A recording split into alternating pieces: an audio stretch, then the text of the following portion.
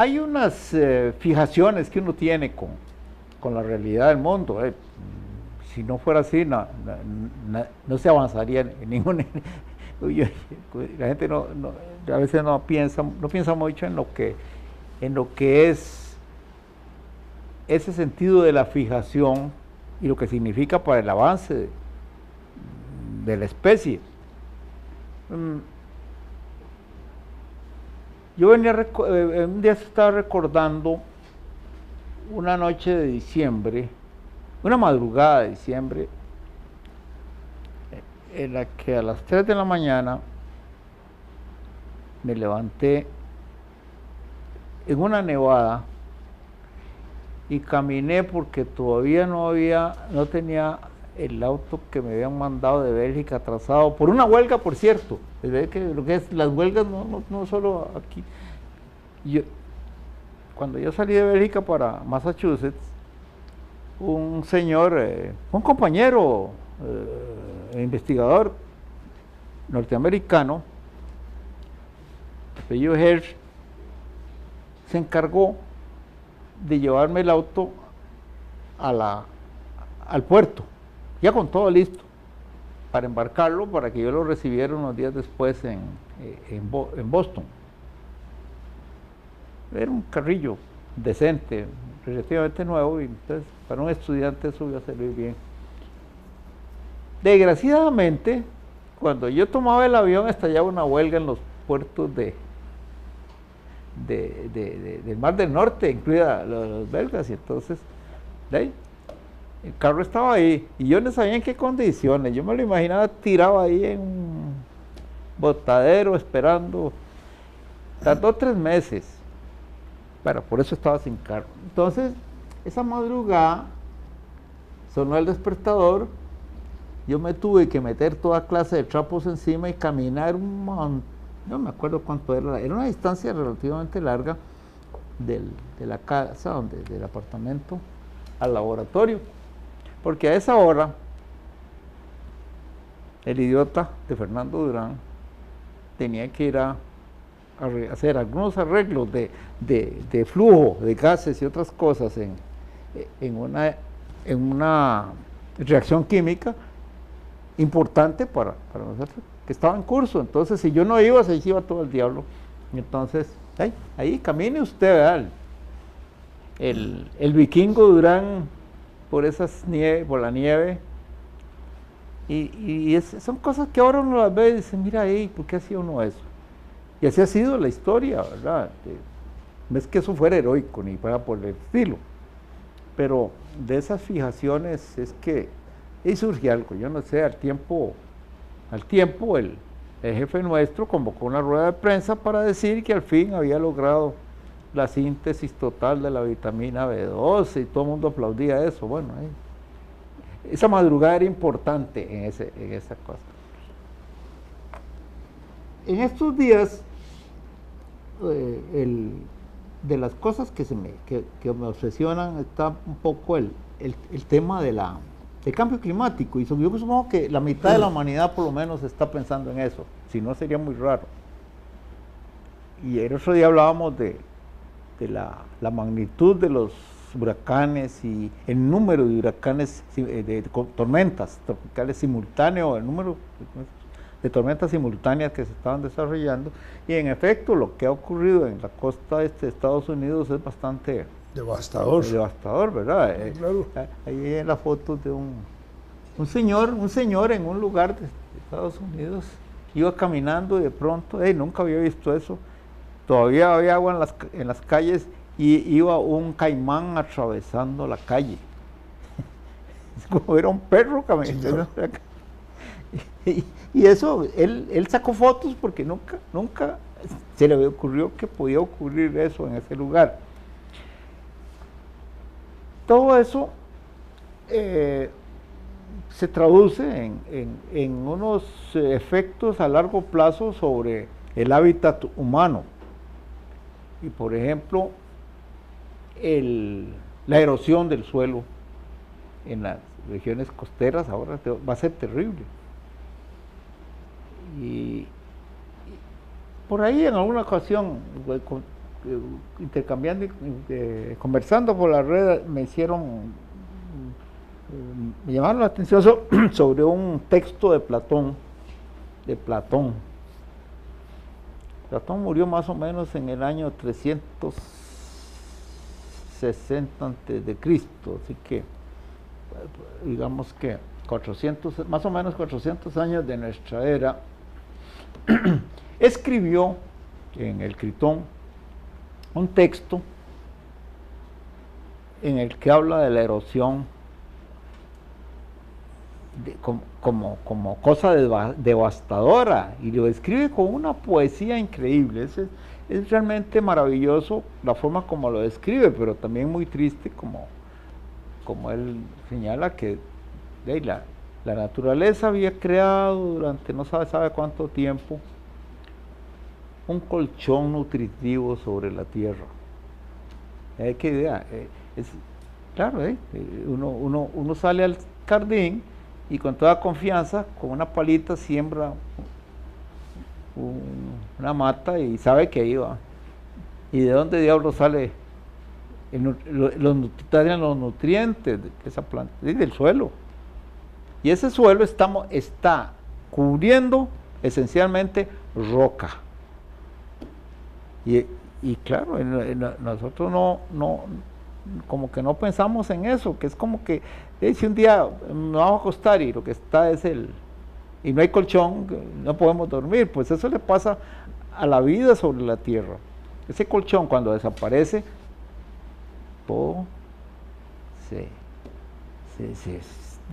se friega, todo la posibilidad alimenticia. Y toda la cadena que está ligada. Sí, claro. Animales, alimentos, todo. Bueno, y entonces, ¿qué irresponsabilidad la nuestra? Porque el cambio climático va a acelerar esos procesos, sin duda alguna.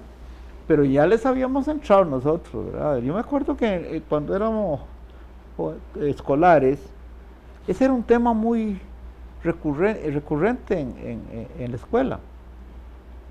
Había una semana que se llamaba Semana de Conservación de los Recursos Naturales. Yo no sé. Era, sí. ¿Verdad que sí? Sí.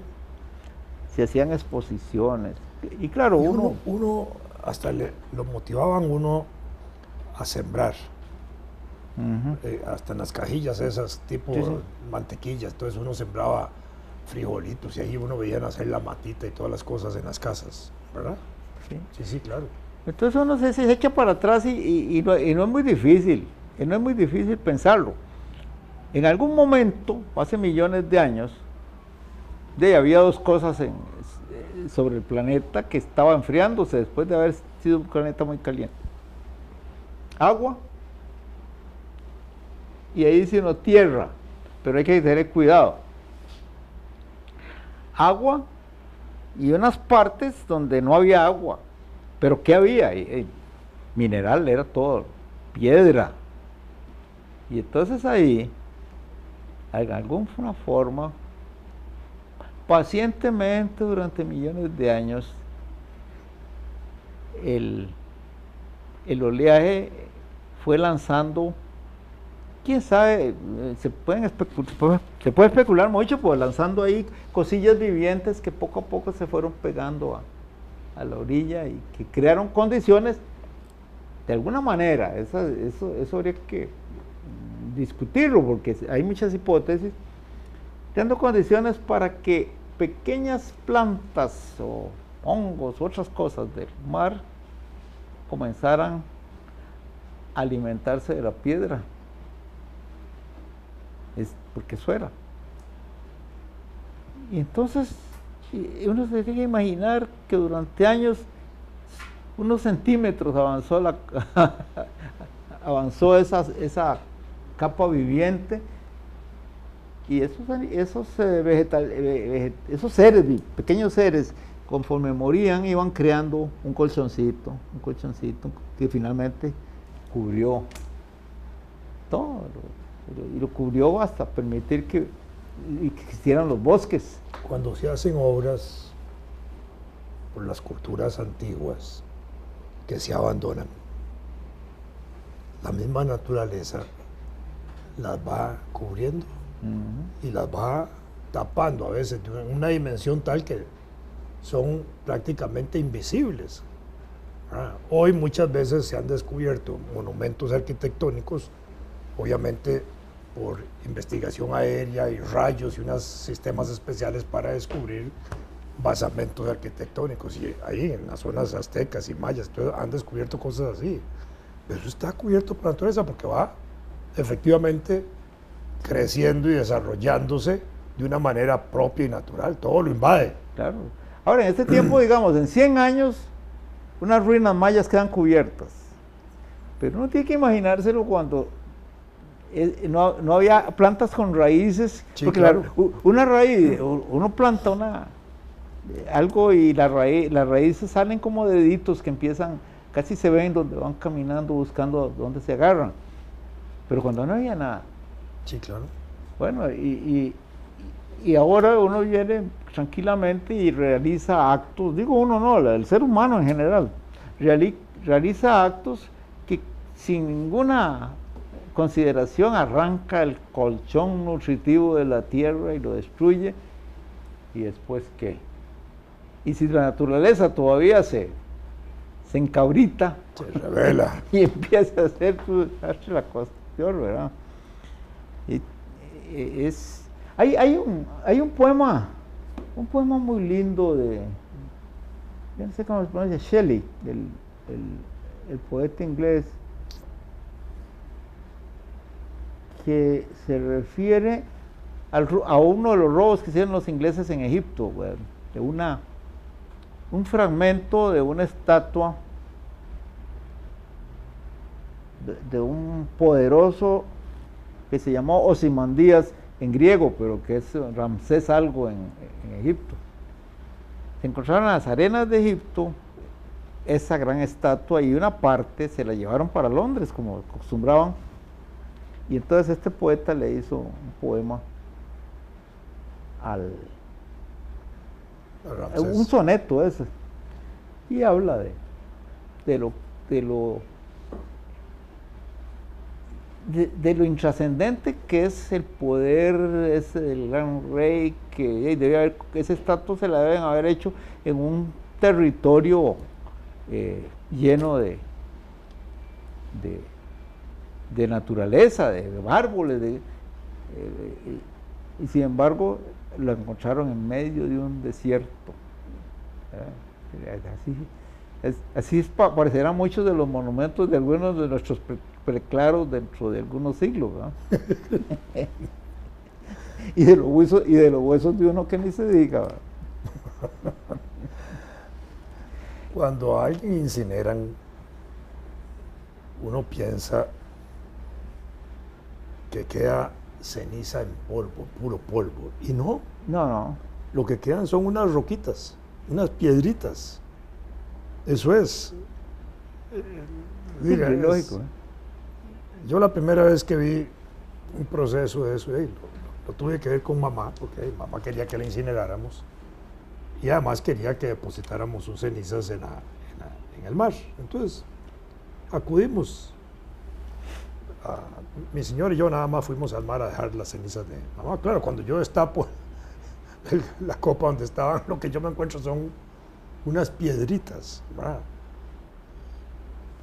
Pensaba en ese momento que yo iba a encontrar polvo. No, fueron piedritas. Es decir, queda uno reducido, pero de veras casi a nada. Sí, eso que estás diciendo me despierta mi curiosidad sobre algo que estuve viendo publicitario. En alguna parte en Europa hay una empresa que ofrece el servicio de convertir las cenizas de los seres queridos en piedras para joyas. No, ya quedan en piedras. No, pero también ahora, las pulen un poquito. claro, no, pero lo que me pregunto es cómo lograrán darle unas características cristalinas. Me parece muy técnico el asunto como para ponerme a preguntar más detalles. Es ese tipo de cosas que uno debería olvidar al ratito. Pero me llamó la atención, la gente, el mundo está hecho para que los locos disfruten, ¿no? También. Entonces, ese japonés que pagó ya una millonada para que lo lleven a dar una vuelta alrededor de la luna. Un japonés que parece un carajillo. Exacto. Y tiene debe ser barato llevarlo. Casi como 50 años tiene, 40 y pico, y cuando lo presentan uno dice, pero este carajo parece un mocoso, ¿verdad? Sí. Pero, dice uno, a ver, ¿qué grado de... ¿Tendrá algún significado para una persona eso, que pagar tanto dinero que podría hacer, con el que podría hacer cosas monumentales, significativas para el resto de la humanidad, y no para que lo lleven a dar una vueltita? A dar una vuelta por la luna. Sí, es un ida y vuelta. Ida y vuelta, porque nada más no puede salir, ni siquiera puede salir a echarse un paseíto. No, ida y vuelta, dándole vuelta hacia la luna y regresa. Sí. Ajá. Y con el riesgo de que el disparo sea fallido. En ese caso sería tal vez justificado, porque un sarcófago en el espacio que va a estar ahí para la eternidad, pues tal vez valga la pena. Bueno, es interesante. En un viaje de esos que fallezca uno de los tripulantes, ¿ah? De pronto se hace una complicación del regreso y fallecer perfectamente, le puede dar a uno un accidente vascular cerebral, un infarto, cualquier cosa puede suceder y se queda la nave sin piloto o sin pilotos. Pero yo no vi los detalles, yo no sé si es que lo van a meter solo para que vaya y vuelva y aquí cuando entre en la atmósfera saque un paracaídas o... La verdad que me importa, no me importa, me parece muy divertido, incluso se pueden escribir algunas cosas humorísticas sobre eso. Ya en Japón están haciendo hoteles. Bueno, los han hecho ya, están funcionando así. Como tienen un problema poblacional muy grande, entonces han realizado hoteles ya que funcionan, que son nada más de una cápsula en la que uno se acuesta. ¿Ya? Entonces en una pared como esta que tenemos aquí atrás, en esta biblioteca, ¿verdad? Pueden haber 8 capsulitas, ¿verdad? Uno jala la capsulita y se mete ahí. Y ahí tiene uno, electrónicamente tiene una televisora al frente, chiquitito, y está uno ahí tieso, casi como una momia, ¿verdad? Tal vez da margen para darse vuelta y acostarse de lado si uno quiere, pero son camas de esa naturaleza. Entonces han resuelto de un problema de espacio, un problema de mucha ocupación. Sí, claro. A punta de tener capsulitas tipo cama, donde uno se mete. Y ahí tiene todas las cosas. ¿Ah? Sí, es curioso. Entonces, el PC japonés debe estar practicando en eso, para irse a meter en ese tubo que va para la luna.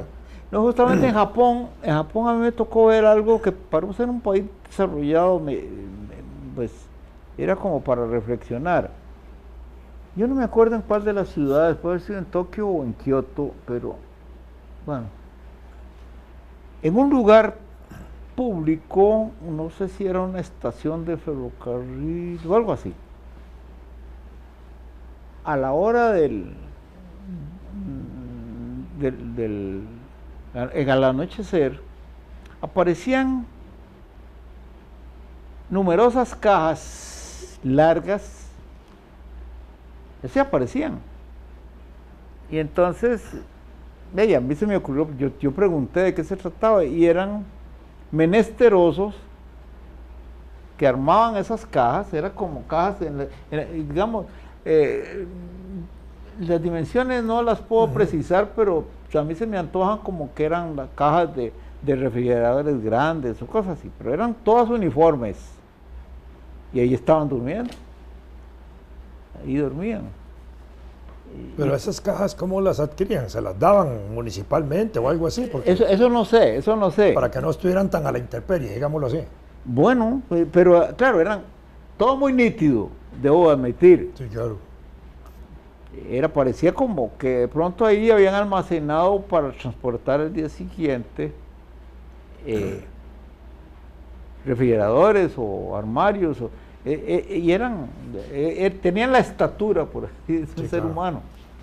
Y ahí dormían, ¿verdad? Y era un país desarrollado, ¿verdad? Y eso, uno no haya que decir, ¿verdad? Si decir que está bien o está mal. Decir, lo que sí era muy limpio, ¿verdad? Ahí sí que era asombroso. No había basura, no había nada sucio, ¿verdad? Sin embargo, no sabía que adentro había un ser humano viviente que el día siguiente emergería como un ave fénix a la vida, ¿verdad? No, esas cápsulas que te cuento son cápsulas muy pequeñas, realmente. Son más pequeñas que un camarote, que una litera, ¿verdad? Pero, si no recuerdo mal, se advertía, digamos, que algún claustrofóbo no puede estar ahí, ¿verdad? Ah, bueno, por supuesto. Va a estar ahí, de pronto se vuelve loco. Yo conozco más de uno que jamás se metió. Por eso, entonces, tenía que ser como para gente muy tranquila, que está acostumbrada a eso, ¿verdad? Es como tener un ataúd en la casa y dormir en él. Más o menos similar a eso. Y también recuerdo el dato de que algunos de esos hoteles que estaban desarrollándose de esa forma estaban garantizando también que esas cápsulas eran antisísmicas, en el sentido de que si había un sismo fuerte, la gente que estaba ahí quedaba protegida. Ah, bueno, que era una gran ventaja. Había un margen de tiempo para que nos puedan buscar. Ah, bueno, claro. Sí, claro. Más en un país como Japón. Es interesante eso. Pero, sí, está bien. porque uno puede temer que le caiga un edificio encima, que le caiga la casa encima, tal cosa, ¿verdad? Ahí no, ahí está uno garantizado que por muchas horas iba a tener aire, agua, tal vez algo de luz todavía, y mientras lo sacaban. La urugocracia japonesa. Exactamente.